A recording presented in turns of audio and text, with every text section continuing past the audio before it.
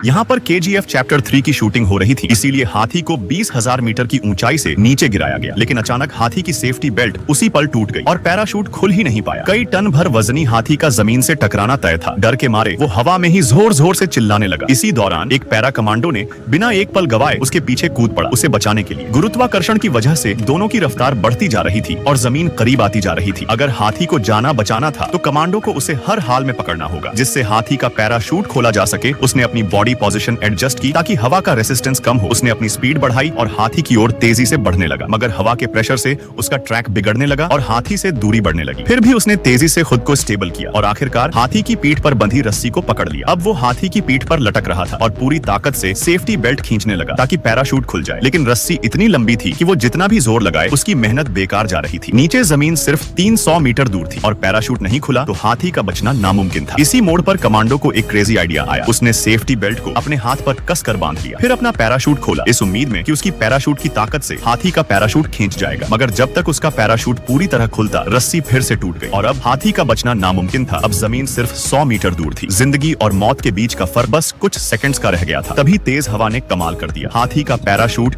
एक झटके में खुल गया और आखिरकार वो सुरक्षित जमीन पर उतर गया। बहादुर कमांडो के लिए एक लाइक और सब्सक्राइब।